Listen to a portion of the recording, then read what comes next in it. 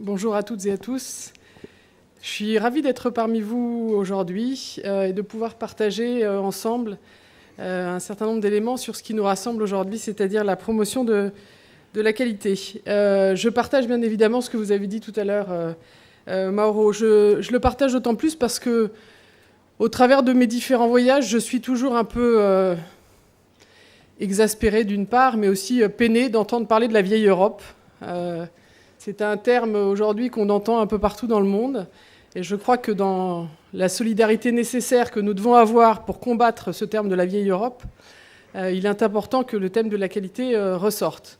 On parle de la vieille Europe dans tout ce que l'on entend aujourd'hui sur les journaux, mais quand on se promène dans nos contrées, en Italie, en Espagne, en France et bien d'autres pays en Europe, on se rend compte que notre Europe n'est pas vieille et qu'il faut le faire savoir.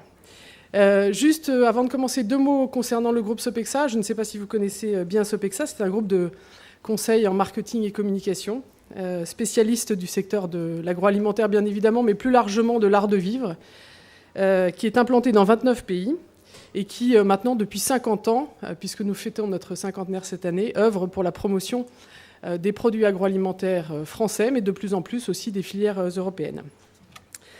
Alors, je vais partager avec vous ce matin quelques slides pour essayer d'illustrer les facteurs clés de succès d'une communication efficace sur la qualité à partir de l'expérience du groupe Sopexa dans le monde.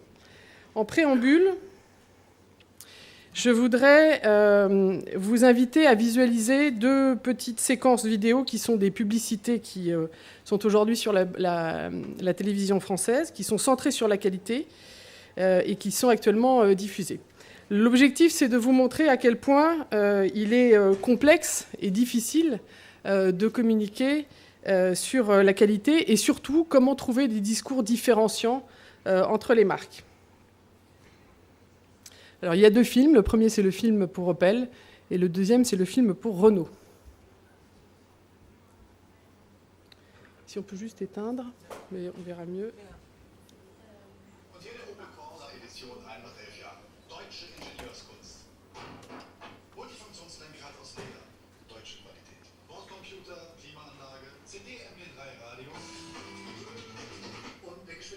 Für die Sicherheit der französischen Autofahrer. Deutsche Zuverlässigkeit. Pas besoin de parler l'allemand pour comprendre que cette Opel est une vraie voiture allemande. À partir de 16 990 €. Achetez votre Opel Astra maintenant, payez-le en 2011. Opel. Colors Automobile. Et quelques jours après...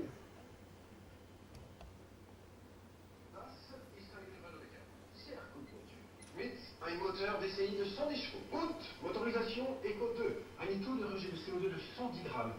D'assistement d'impact sur l'environnement. 10 coffres. 405 litres.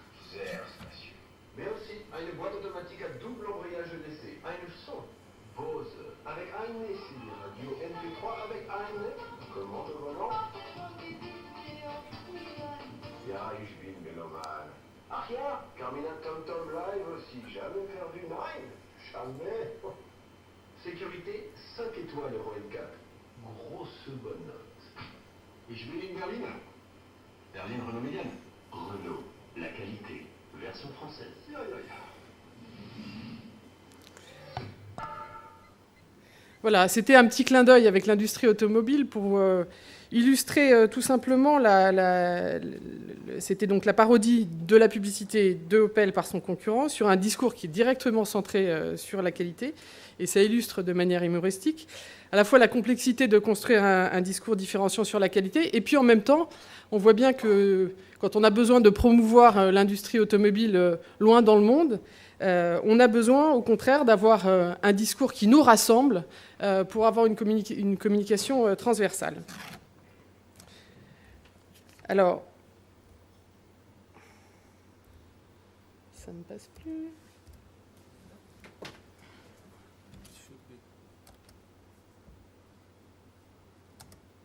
Merci. Alors, comment communiquer efficacement sur la qualité ? Alors, je vais rappeler quelques fondamentaux, mais qui ne vous sont pas étrangers. Pourquoi il est utile de communiquer sur la qualité ? Vous l'avez évoqué aussi, Mauro, ce matin. La création de valeur est une affaire importante. La qualité a pour objectif notamment la création de valeur. Et vous avez indiqué ce matin quelque chose qui me paraît important, c'est la création de valeur, c'est l'affaire de tous. C'est l'affaire des producteurs, c'est l'affaire des transformateurs, c'est l'affaire de la distribution, et c'est bien évidemment l'affaire des consommateurs. Alors, quelles sont aujourd'hui les différentes dimensions de communication en termes de qualité, communication du produit et communication de la marque. Longtemps, la qualité organoleptique et la qualité sanitaire ont été le seul champ de communication de la marque. La communication sur les bénéfices organoleptiques du produit continue aujourd'hui à concentrer une part importante du discours des marques.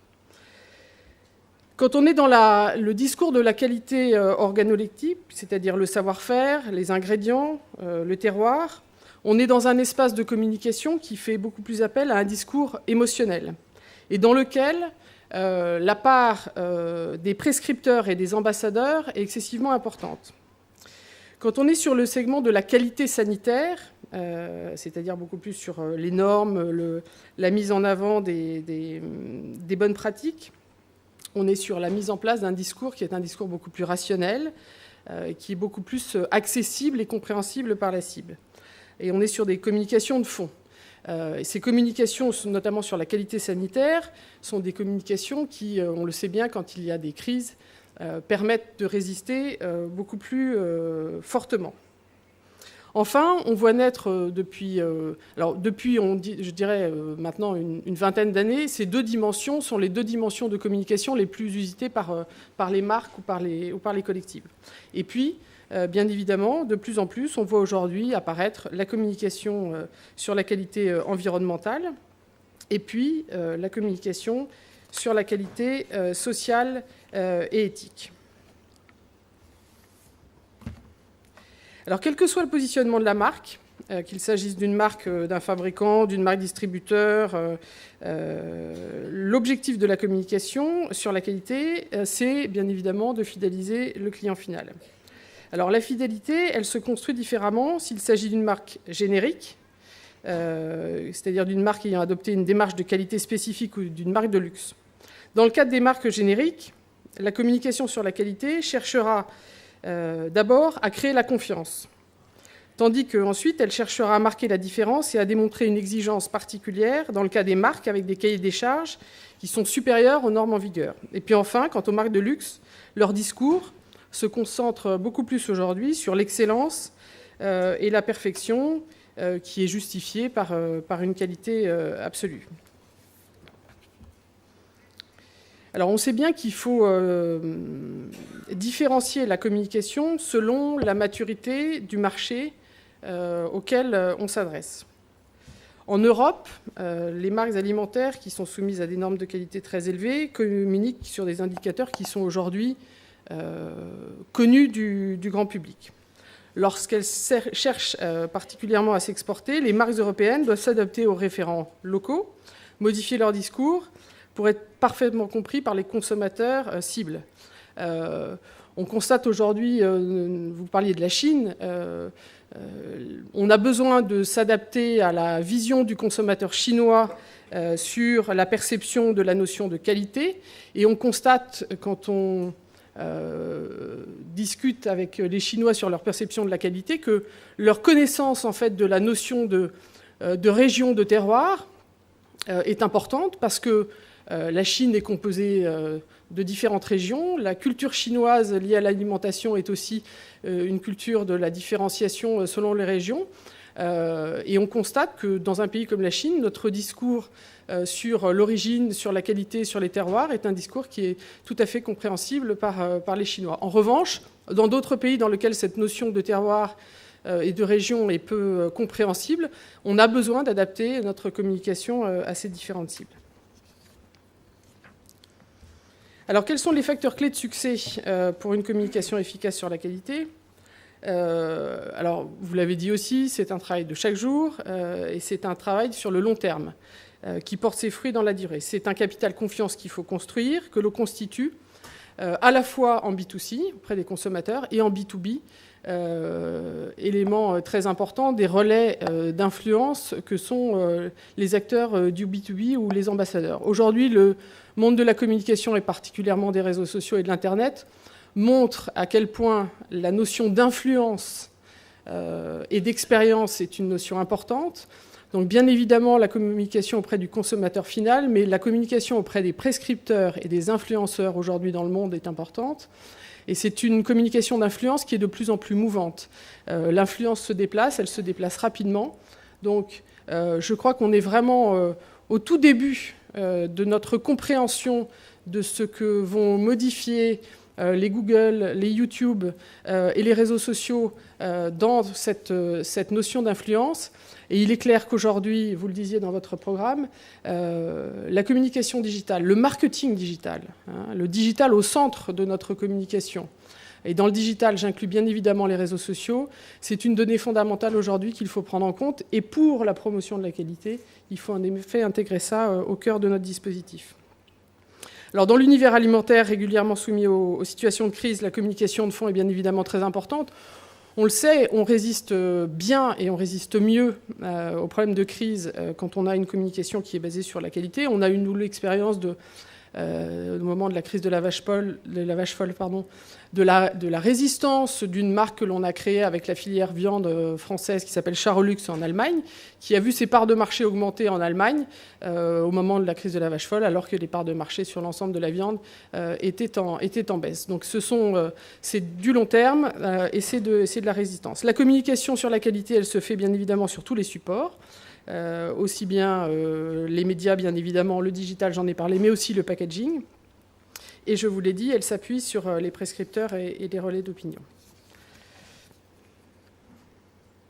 Je vais terminer par quelques exemples de campagnes de communication qui ont été réalisées par Sopexa dans le monde.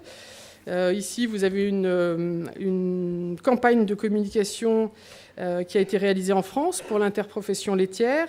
L'objectif était d'expliquer aux consommateurs français la signification et les bénéfices apportés par les fromages bénéficiant d'une appellation d'origine protégée.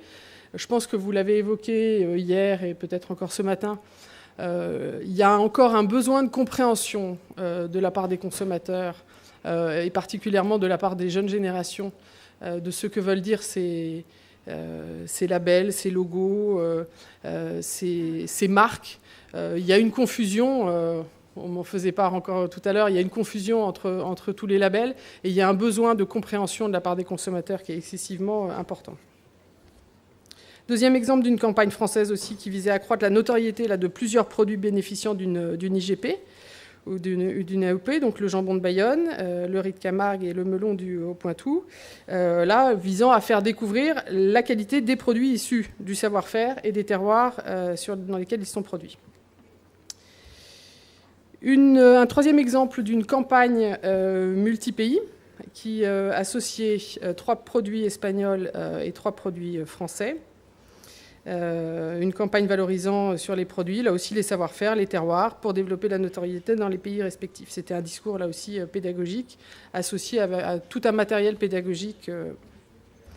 Et puis enfin, je terminerai par la campagne de promotion des produits sous signe de qualité. C'est une campagne qui a été développée pour la Commission européenne et l'objectif était de promouvoir et de faire connaître la diversité des produits sous signe de qualité européens aux États-Unis. Et là, on voit bien qu'on rentre dans une communication qui est beaucoup plus transversale, qui rentre moins dans le produit, qui est beaucoup plus générique, parce qu'on s'éloigne de l'Europe, on va sur un territoire que sont les États-Unis. Et là, on est moins, bien évidemment, dans les signes distinctifs, mais au contraire dans les signes qui nous rassemblent pour aller beaucoup plus loin dans le monde. Voilà, j'en ai terminé. Ce que je voudrais vous dire en conclusion, c'est que, d'abord, on est ravis d'être partenaire de Calivita. Je pense que nous partageons les mêmes valeurs et puis les mêmes objectifs. La promotion de l'origine, la promotion de la qualité, c'est ce que nous faisons quasiment 24 heures sur 24 dans le monde. Vous avez parlé de solidarité, je pense qu'on en a en effet beaucoup besoin. Nous travaillons, nous, Sopexa, bien évidemment, pour les produits français, mais de plus en plus pour les filières européennes, pour les entreprises européennes. Vous avez évoqué ce matin la création d'une agence qui aurait vocation à accompagner la promotion de la qualité. Sachez que Sopexa est tout à fait disposé à collaborer à cette grande idée.